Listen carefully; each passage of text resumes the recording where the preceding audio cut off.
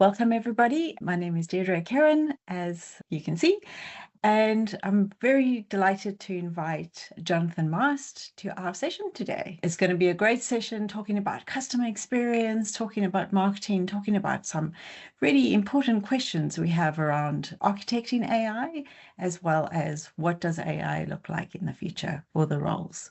So welcome to our inner circle. A little bit about what we're doing today. So the AI Business Catalyst podcast runs till the end of the year with a mid-year break, and we run it fortnightly, so every 2 weeks. So we're going to have approximately 20 speakers over the year, and it will continue to be shared across all of our platforms. So firstly, let's meet up with Omar Gawad. He helps organizations shape their digital strategy and transformation capabilities. He's passionate about trusted business solutions, emerging technologies, and continuous learning. He thrives on creating impact-driven strategies. That was not intended, and enhances businesses' everyday lives.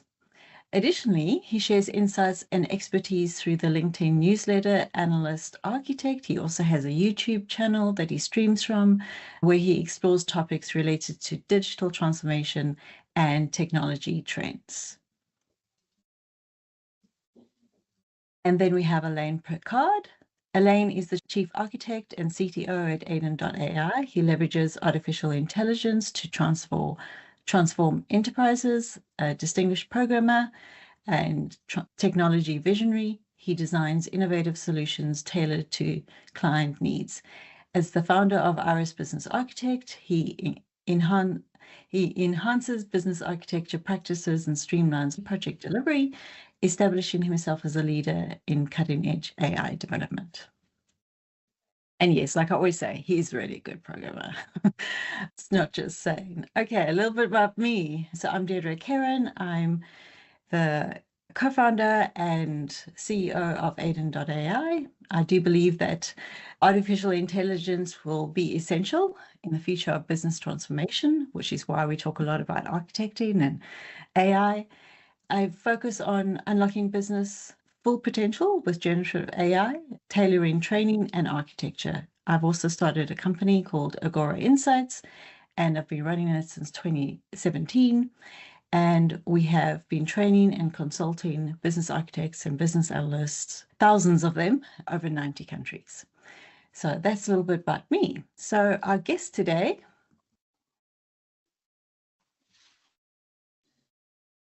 Jonathan Mast. So Jonathan is an AI consultant and coach dedicated to empowering businesses and professionals to unlock the full potential of artificial intelligence. His coaching services focus on AI prompting mastery, equipping clients with the skills to craft effective prompts for AI language models, whereby working with entrepreneurs, professionals and business leaders. Jonathan's guidance and tools are essential for thriving in the AI-driven world. I hope that covers it enough, Jonathan, but you're welcome to add anything else that you feel we might have left out in a short snippet. I think you did amazing. Thank you. I'm excited to be here. Good. So just a brief overview of what we're doing in episode 3. So our theme this week is customer-centricity with AI. And what is AI and how does it look for our customers? So let me stop sharing the screen and I will hand over to Omar. Thank you, Deirdre, for the introduction. Welcome, everyone, and welcome, Jonathan. Just to set the stage for today's conversation, let's discuss first what customer centricity really means. That customer centricity has always been about putting the customer at the heart of the business decisions. But the real definition of putting the customer first has entered a new phase shaped by AI nowadays. So from your experience, how would you define customer experience or customer centricity before and after AI era?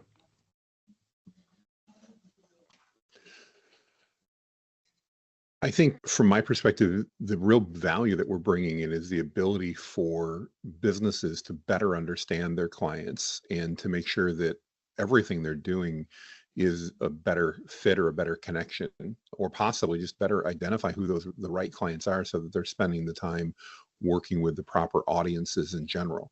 And AI has so much knowledge because it's been trained on essentially every book in every library and bunches of reports and everything else, that it tends to have very good insights into who those different clients may be, those different audiences may be. And with the advent of deep research, which just came out recently, I think it's even provided additional capabilities because of the abilities to go out and literally scour the web and grab the most up-to-date information about trends and then analyze those to determine how we can best create that customer-centric organization.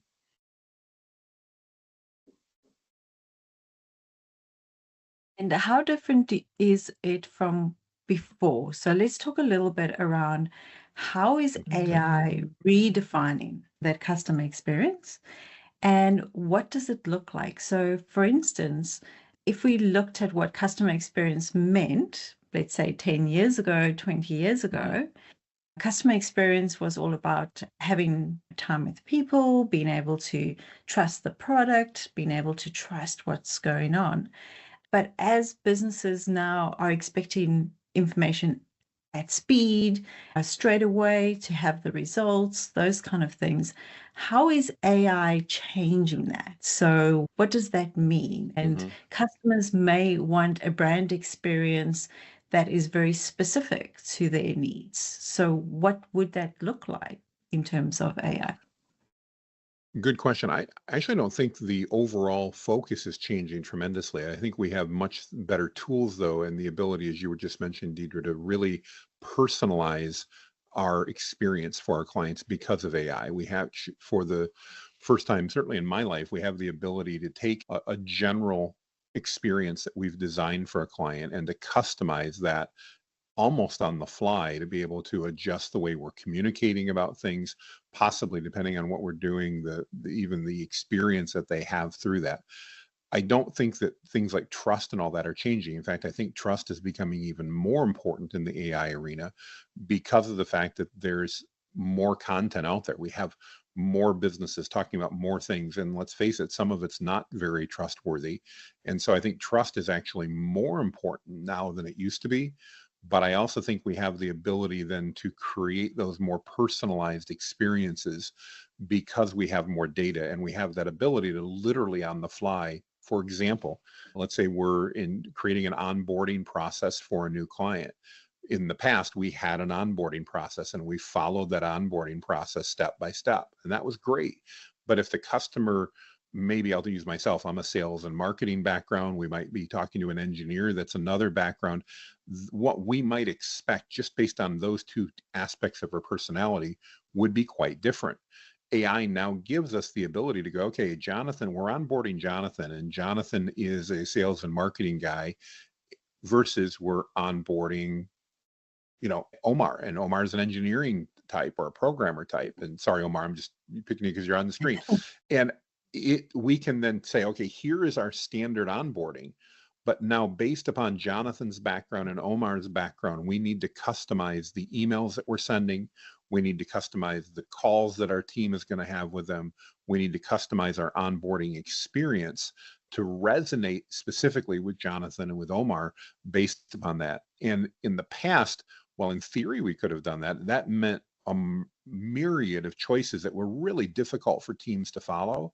Now with AI, that can literally be done on the fly. So if I'm the project manager and onboarding somebody for a new project, I don't have to pull out and figure out what to do. I can literally go, okay, through my CRM, this is Jonathan and this is Jonathan's background. I now need to send that welcome email, and AI can take my standard company email and make it relevant and personalized to Jonathan or to Omar, and it will be the same context, but it'll be presented differently using different words, and it will resonate with each one of those audiences differently as a result of that. And I think that's just one very small slice of how AI can dynamically do things that we've never really even thought of before to create a better user experience. But I want to center on, I don't think the core that you talked about, Dieter, great stuff, by the way, that you talked about, the trust in that. I actually don't think any of that's going away. If anything, I think those things are becoming more important than what they used to be. Yeah, because I think a lot of people don't want to be talking to a robot, right? The call center's famous for this. They, Oh, yes. you know, all of these, here's the process you follow. And at the end of the day, the person always pushes the exceptions button and ends up with a call center. So I am aware that it's far more smart. It can sound and respond as if it was human. But yeah, I think people knowing that it exists are wary, Mhm. just even normal person phones or does a sales call or something like that might be skeptical as, is this AI or is this an actual person? How do I tell the difference between the two?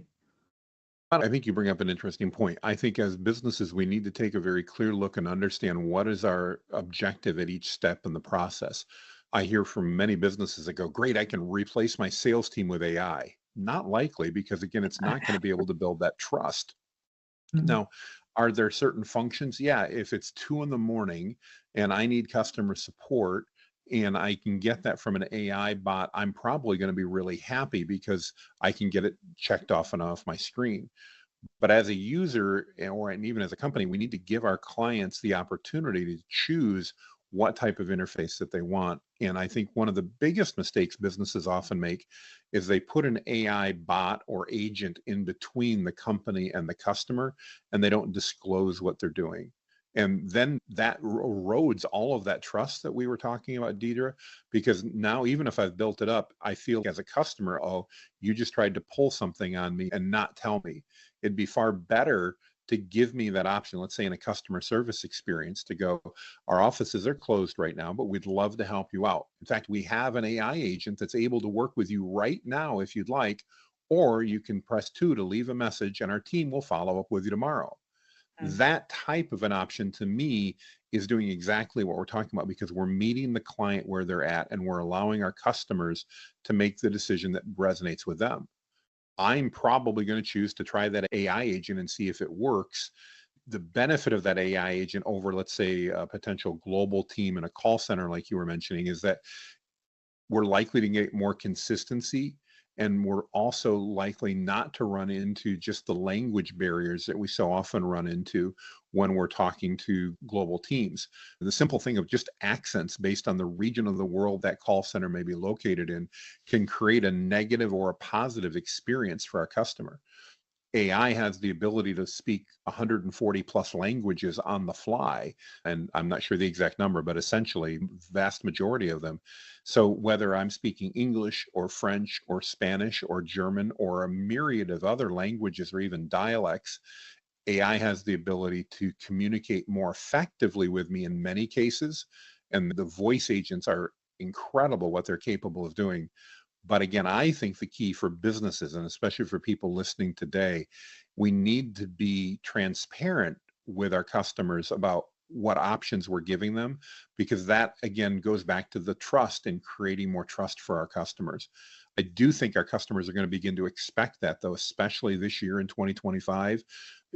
Customers are going to know that AI agents are available and they're going to expect that's there that they can take advantage of. And I think we're going to start seeing frustration with customers when we don't provide them with those options, whether they choose them all the time or not. Yeah. Okay. Can you explain a little bit, Jonathan, the role of AI personas in the customer engagement to really drive those interactions that feel more human, that a bit as a follow-up to what you were just talking about, and also look at the alignment with the branded identity for our companies?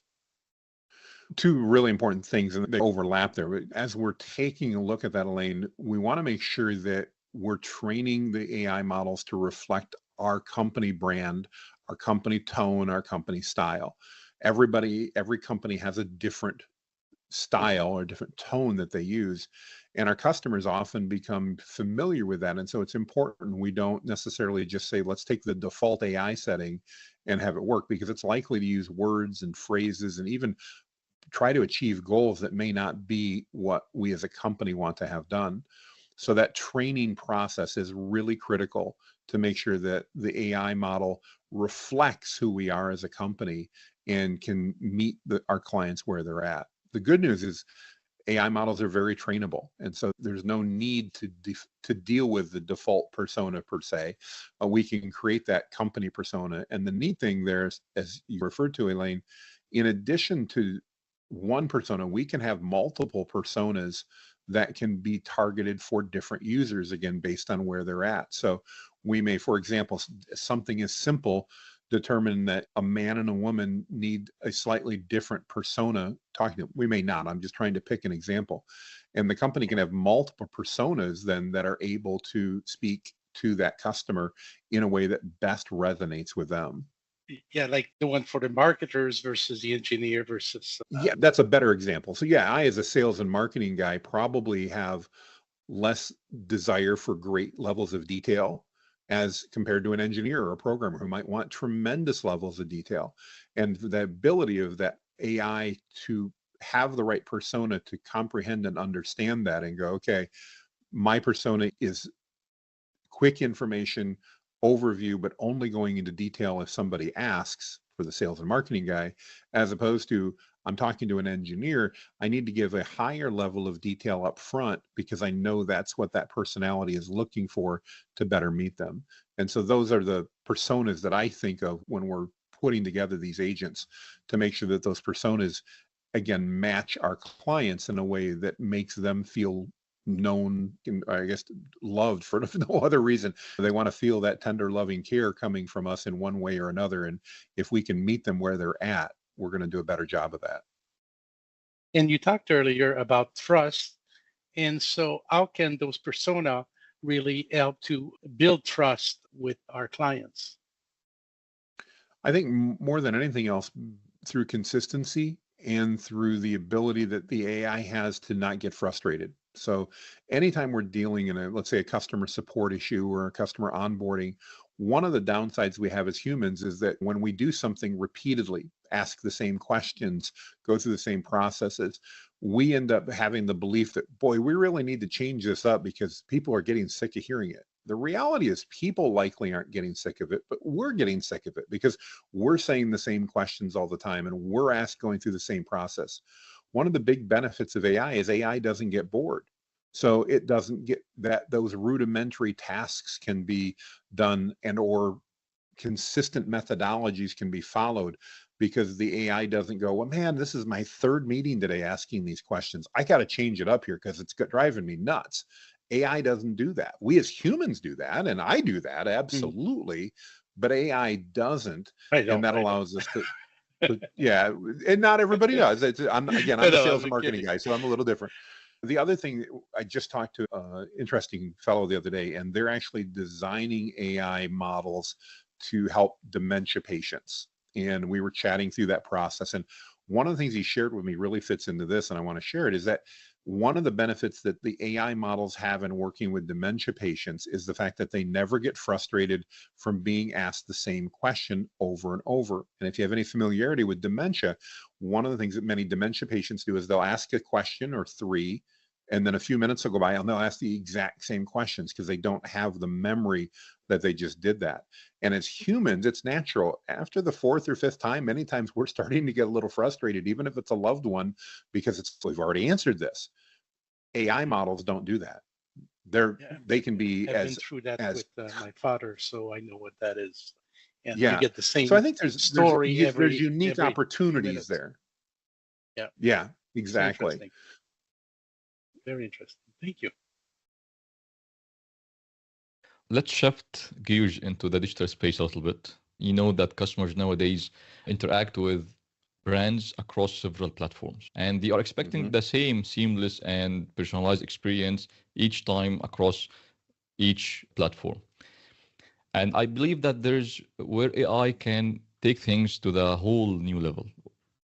From your perspective, what are the key elements that define a customer-centric online presence? And can AI help in enhancing the engagement across these digital platforms? Yeah, I think first, what are some of the key things? I think AI can absolutely enhance that process through a couple different things. First of all, as we were talking earlier, Omar, because of the ability of AI to better segment our audiences and our customers, it can create a more personalized experience.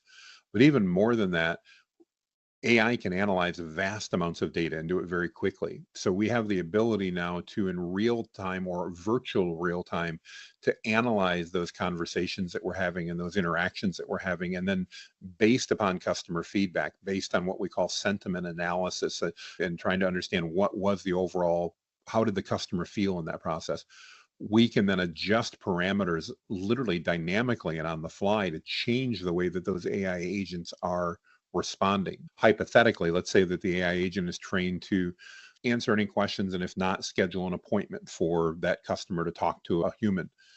If we identify through the process that something that we're doing in there, we're either taking too long to offer that human connection, or maybe we're going about it the wrong way, AI can analyze the sentiment and get the frustration that's happening from those customers, those callers, and we can set a number, let's say after 10 calls, 20 calls, 50 calls, whatever. If it determines the trend, it can literally then dynamically say, okay, we're now going to change the way that we're doing this based upon the feedback that we've gotten over the last 50 calls. And that's something that, yes, we can do as humans as well, but the reality is we're not going to do it after 50 calls or probably even 500 calls. We're going to wait until somebody's gotten mad enough to pick up the phone and call somebody in the management suite and be frustrated with what's happening to get that attention.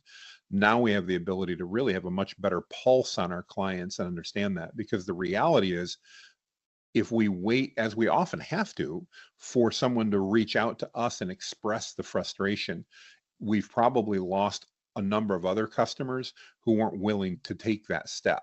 And AI gives us that ability in those interactions to be much more dynamic and, again, responsive to our clients and how we do that. So I hope I'm answering your question on that, Omar. Yeah, it's very clear, but can you elaborate more about the elements that can define, I can't judge that this brand is providing a customer-centric online presence across different platforms and so on and so forth? I think, again, as a customer that's going to judge that, it's going to depend on what they're seeing that's coming from that brand. And again, I think one of the benefits of AI is that ability to segment so that we can get different messages to different customer bases based upon what they're interested in. That can include just starting right at the marketing phase by ad targeting, as we're targeting different audiences with our advertising, knowing that, again, as a sales and marketing person, I may need a different ad to respond as what Alain may need, just because of Alain's a great programmer. He's going to be more detail oriented than I'm going to be as a sales and marketing guy. That's just, and Alain, I don't know you well, but that's my guess, and I'm betting that's overall going to be accurate for us. And as a result, if it knows that, and it's and the same brand, Alain and I both need to buy new shoes, for example, and we may both be looking at the same brand to do that, or we both need vehicles and maybe looking at the same brand. But the way in which that brand identifies us and then targets us and then communicates with us because of our different personalities is how I, as a customer, am going to see that consistency. And we now have the ability to do that, again, across multiple platforms, both because of AI, but also just because of the targeting capabilities we have through advertising and things like that. So I think it's not just AI that's being dynamic and changing this. It's a combination of AI working with other technologies and tools that we have available. The real difference to me is that AI can now analyze and do data analysis in almost real time, as opposed to where we're at, okay, we're going to do a monthly meeting and we're going to review our data and see what happened. That could literally be happening every 5 or 10 minutes with AI. That's great. Now, we spoke a little bit around the right balance between AI and automation and customer engagement.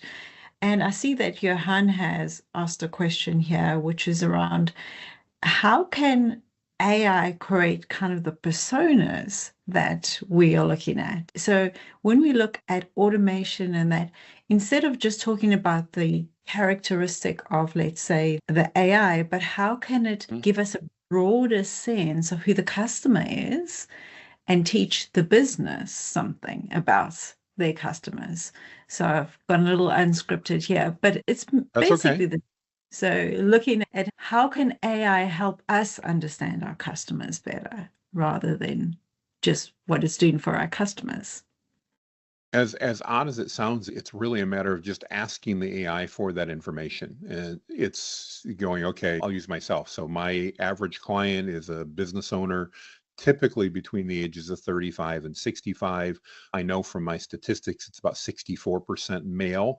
And based upon that, I can then ask AI to say, okay, given these characteristics that I do know about my customers, and that how can you help me better understand them? How can you help me better uncover maybe opportunities that exist where they're not getting the type of service they want in general or possibly from us? And how can we then design methodologies to either communicate with them or create products and services that fill those needs based upon the data that we've got? And it really, again, boils back, I think, Deirdre, to the overall value of the data analysis and the ability of AI to analyze vast amounts of data very quickly. That's great. Thank you. Obviously, things don't happen overnight. So what is the main challenges that businesses are facing when implementing AI for customer engagement? And obviously, what are some of the things they can do to overcome all of that? I think the biggest challenge tends to be in trying to bite off too much at one point in time, or believing that it has to be very complex in order to be effective. I'm a big proponent of identifying tasks and things within the organization that are done repeatedly, that we know we need to do, but maybe we don't particularly enjoy doing. Maybe it's analyzing particular reports or things like that. And then beginning by implementing AI in a step-by-step process. So let's not begin by, as I mentioned, replacing our entire sales team with AI bots. Let's begin by identifying tasks in that customer engagement process that our staff doesn't particularly love doing, but has to do on a regular basis and are important. And let's offload those individual tasks to AI, and let's build dependence slowly versus in one fell swoop. Let's not try to replace everything. Let's build it like building blocks. Let's bring in AI in. And every time we do that and have a success, not only is that good for our customers, but it's also good for our company and it's good for our team, because we're building that confidence as we go along. If we come in and we try to do a wholesale replacement of a department or of specific tasks, I find that oftentimes that's when the projects fail and people look back and go, that AI stuff didn't work. And it's because they simply tried to do too much at one point in time. So would you recommend internally facing initiative first versus externally facing directly with AI facing the customers? Because you mentioned some reports and yeah, I definitely think if you're not doing a tremendous amount of AI work right now, you're trying to figure out how do I implement it into my business. I think some of the best ways to do are to look at some of those internal options, because it's important to remember AI can make mistakes too, especially if it's not trained properly and things like that. And it's almost like the first time I rode a bike, I crashed. I didn't necessarily manage to pull it off the first time, but I had that desire because my friends were riding their bikes to get up and try it again. And I think in the business world, it's very similar. We need to start with easy, manageable projects, create some quick wins, proverbially ride my bike down the sidewalk for 30 feet without falling, as opposed to let's enter a bike race our first day out. And I think too many businesses try to take that perspective of, all right, let's do everything and do it right now. And as a result, they bite off too big of a thing and they just simply can't implement it well, because there will be falters and stumbles as we implement. Just expect it. They will happen. And that's okay. We can overcome those. But if we implement something too globally or too widely, those falters that happen can often then cause that entire project to fail. So starting internally would help actually learn where those issues might come and have less impact to the customers, and while you're learning the ropes.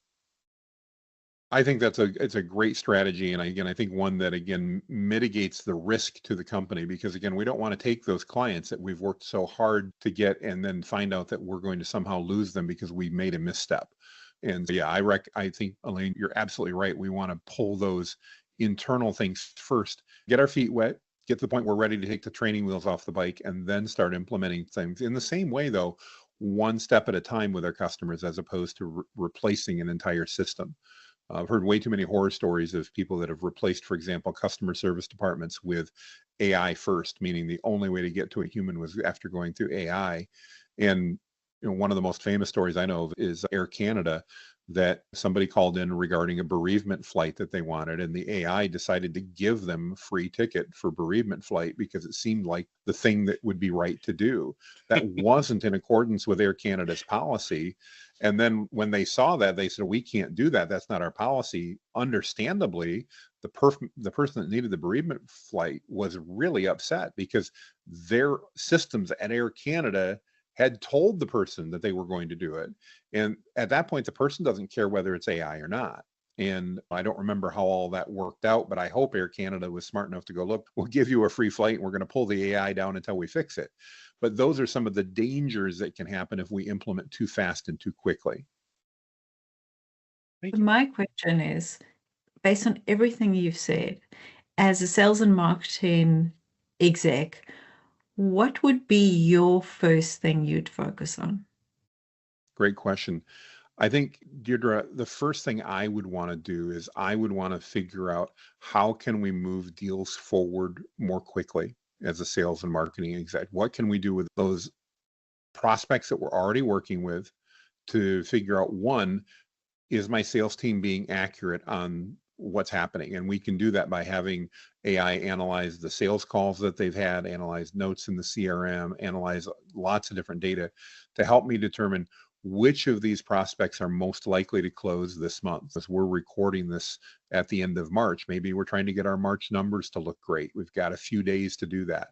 I would immediately be leveraging AI to take a look at my pipeline and understand which of these prospects are most likely to close. Not necessarily just trusting my sales team to do that, but using AI to help. I'd also use it to help monitor for training interactions, to make sure that as my team is talking to customers, that I'm getting real-time reports, not finding out a month later that maybe a rep had a bad day or has got a bad attitude about something, but understanding that day that, okay, hang on, we need to adjust something here. Or maybe the way that we're pitching a product in some of our marketing isn't resonating with people. And we can, again, analyze that data very quickly. And based on that sentiment analysis, go, okay, every time we talk about this feature, do you notice the call tends to sour the caller, our prospect has a different attitude?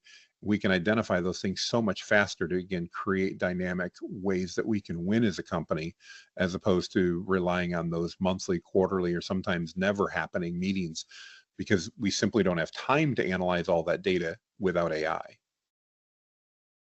Thank you. Thank you, Jonathan, for these rich insights, I would say. From your experience, can you share with us an example of an organization that successfully implemented AI for customer engagement?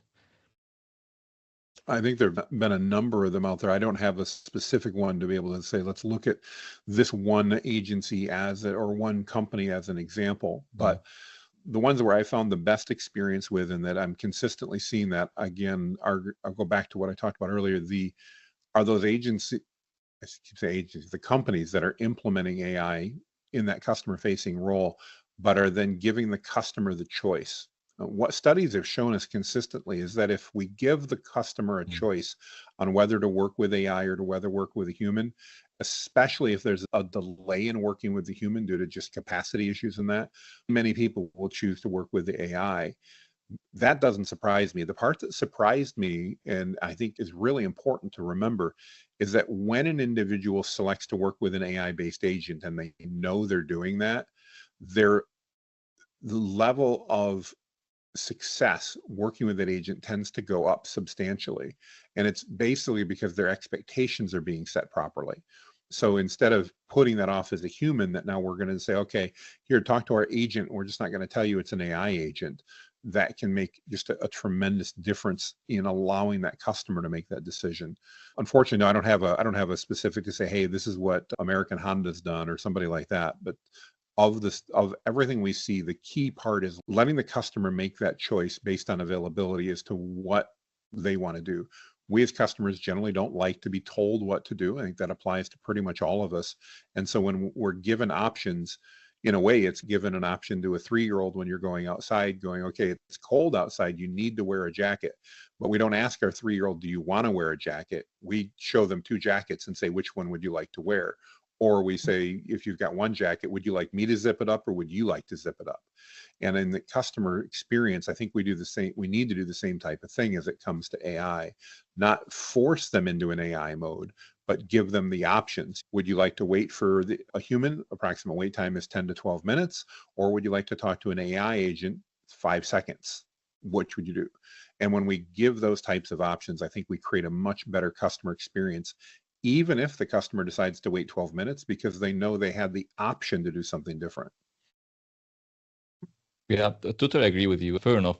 But you earlier mentioned some factors for a successful implementation. Let's say something related to the iterative implementations, being able to implement building blocks or build small blocks together, then go for a specific solution. Do you have other success factors that you would like to add up to these points? Good question. I think the one of the other big success factors there is making sure that you get the buy-in of your team. So often as leadership in a company, we decide that we're going to do this. Obviously, it's our choice. I'm not saying it's the team's choice to do that, but our team can make that project fail very quickly if they're not on board with it. And the reality is that nowadays, depending on where we're at, a lot of team members are concerned that if they embrace AI, they may end up not having a job a year from now. And so one of the first things we need to do if we're bringing AI into an organization is we need to accept that there may be some people that are displaced by that AI, and we need to handle that and address that.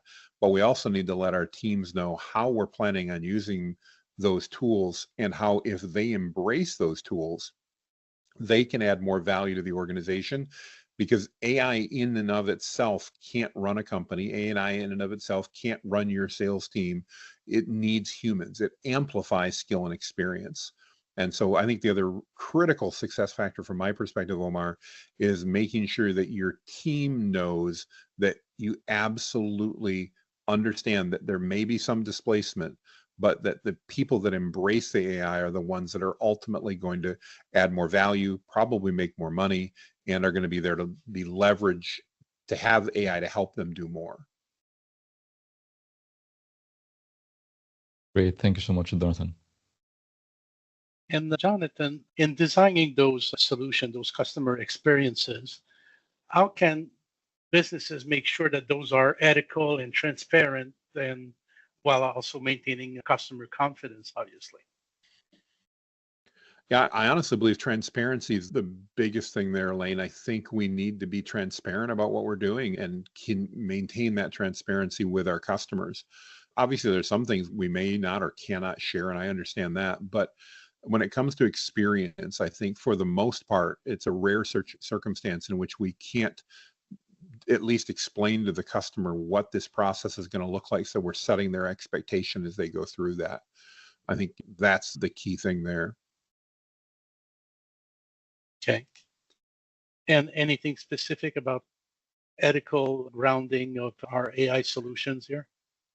Yeah, thank you. Thank you for reminding me on that. So I'm a bit of a contrarian when it comes to AI ethics, and that's that I don't believe in AI ethics. I believe in business ethics. And I think if we are running our business ethically, now, does AI occasionally bring up things where our business ethics are called into question and we need to validate and follow a protocol? Absolutely. But I'm not a person that believes that AI has its own set of ethics that we need to deal with. Again, part of that is just because I don't see in business, if you're an ethical business person, I don't see how AI is going to cause you to all of a sudden be an unethical AI business person. If you're not a very ethical business person, can you use AI in unethical ways? Absolutely, you can. AI is simply a tool, but I do think it's important that we probably do some education, Elaine, inside of the organization to let them know what's acceptable and not, because we may find, and our team may find that, hey, you know what, I could do this and solve a problem. Gosh, we won't tell anybody about it. When we go, look, that's not the right thing to do, whether we had AI or not. So I hope that makes sense in that delineation. Or is it actually more of an upstream concern when you're doing the training to make sure that your own business ethics are reflected in your AI agents. Yeah. Most of the agents are not going to do things that we as humans would consider to be unethical. They will absolutely, though, do something that we refer to as hallucinating. In other words, they'll make stuff up. And so that's another area where training is so important. Just as we wouldn't want somebody on our customer service team making up things out of thin air to tell our clients in order to appease them, we want to make sure that we've trained the AI models, and I think this is what you're referring to, Alain, to make sure that those models are trained, that their decisions need to be based on specific data points, specific guidelines that they've been given, and they need to stay within those guidelines as they're interacting with our customers if we're using agents. Johan, I just wanted to say, if you felt like asking this question directly, which is related to what Alain and Jonathan are speaking about, you can do that, or do you want me to cite it? That's fine. I can quickly ask. So I'm just thinking, Jonathan, just based on what you're saying, is because we basically need to develop some kind of litmus test when we are looking critically at how AI agents are acting as actors within our business. And what came to mind for me is that if I asked myself, if I had exactly the same information and the time available to me, would I, as an ambassador of my business and subscribing to our values, which speaks back to your comments around business ethics, have made the same decision, recommendation, or delivered the same quality of service or better? So almost that, is it meeting the threshold of how we do business? Absolutely. Yeah, no, I think that's a really good insight, Johan, and I think you're absolutely accurate. Again, AI, I think one of the mistakes that some businesses make is that they assume AI is what I call an easy button. In other words, it can just simply take over aspects of the business, when in reality, it's a tool that can help amplify what the business is doing well, but it could also amplify what the business is doing poorly. And so I think you're absolutely right, Johan. We need to go in and we need to verify things. We need to do tests like that and determine, okay, would I have made a different decision? Would I have done something different? I love the way you said that, based upon the information I had available and assuming I had the time, would have I made a similar decision? And even if it's not the identical decision, if it's similar and it's still within the company guidelines, then I think we're good to go. But it is absolutely important that we don't just blindly trust AI to take care of things, because it will be sooner rather than later that you're embarrassed by something that AI does if you don't take that time to have some level of validation and quality control there. Thank you. All right, so let's just quickly look into the future. And what does the future look like with our customer-centric business models? We've got lots of things going on. So as architects and analysts, we often look at what is the operating model? How does the business work? How do we bring multiple elements together, from customers to stakeholders to vendors to, working with heaps and heaps of different stakeholders?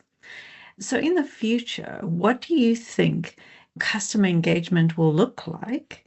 Will it be any different to what it is today?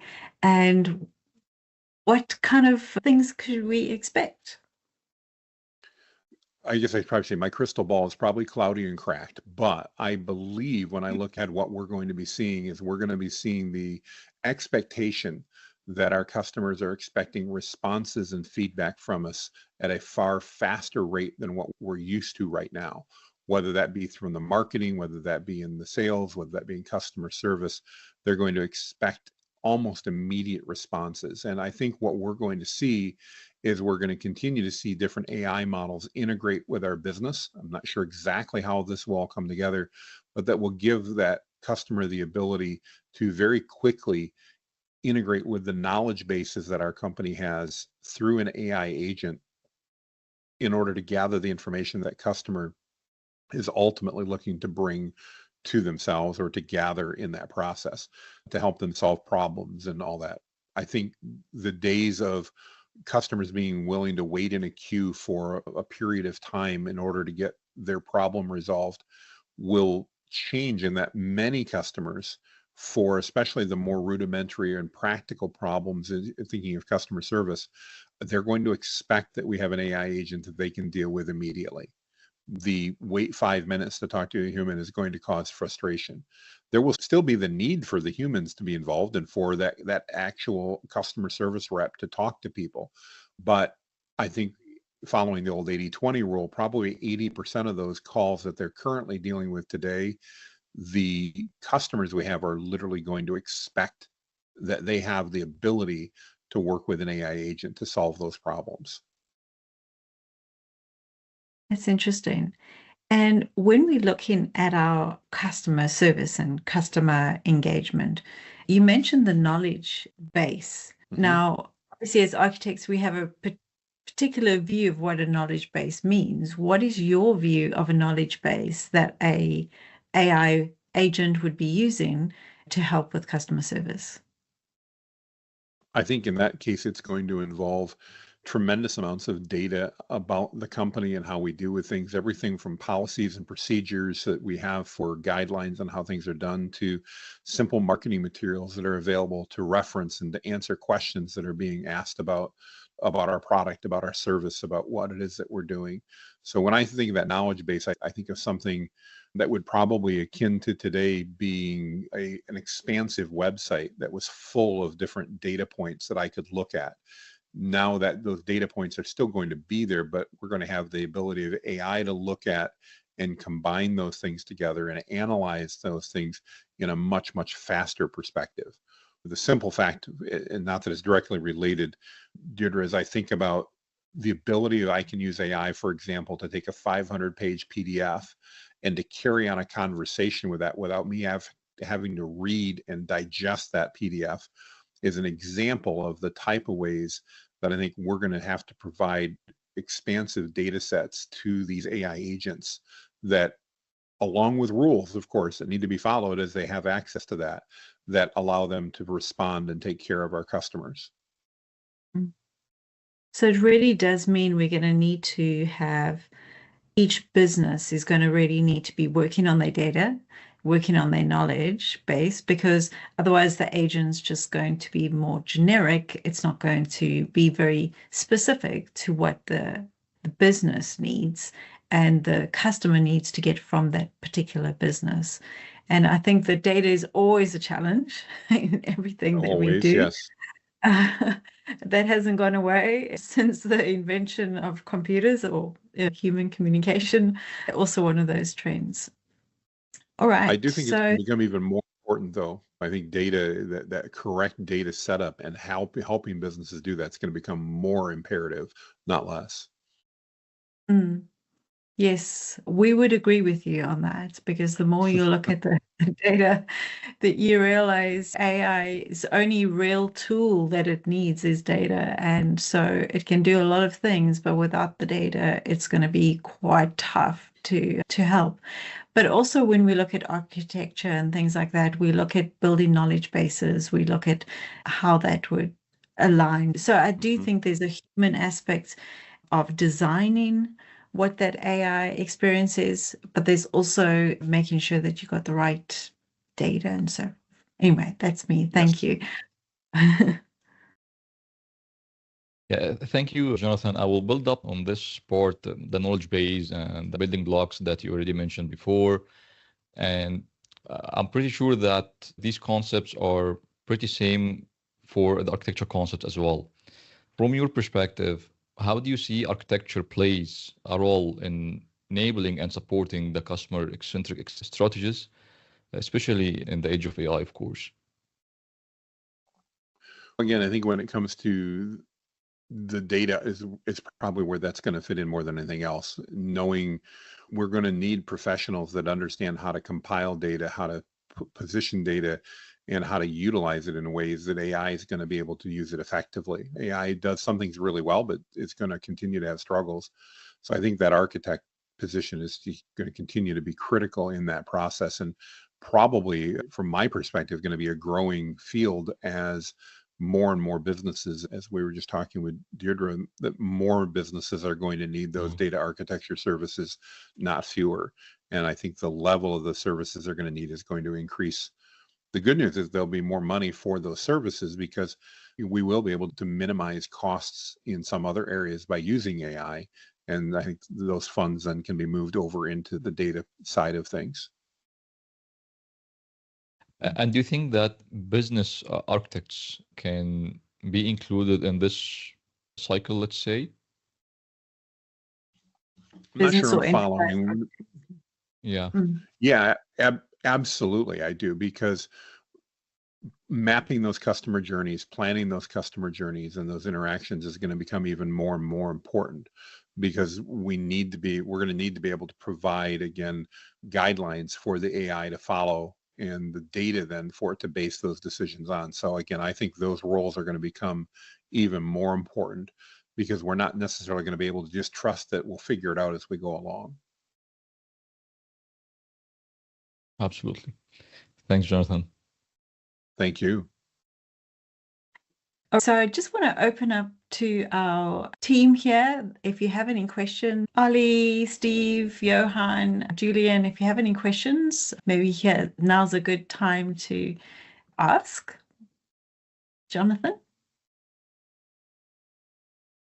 I do see Johan has said, I agree, AI-ready data has context and is semantically understood. Our biggest problem is data has a lack of unification and an overarching semantic model for understanding.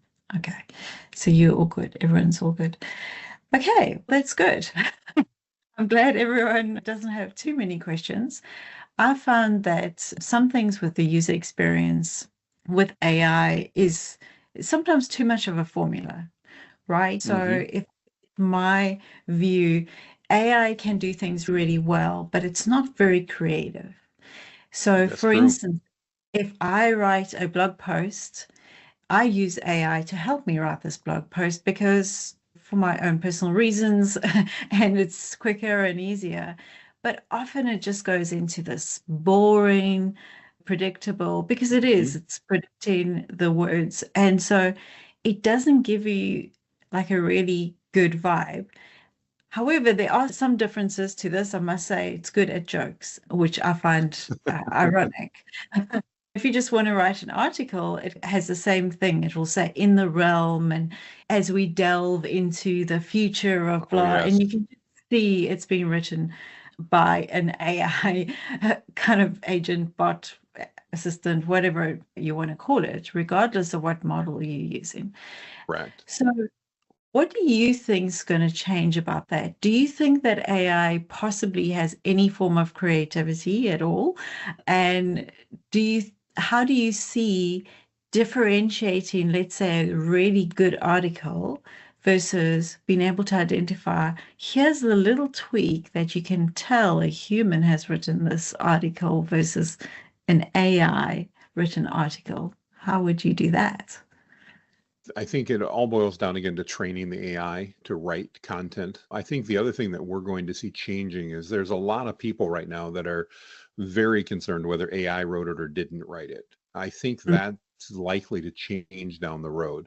What I think the focus is going to move to is the content helpful and valuable. Blog post as an example.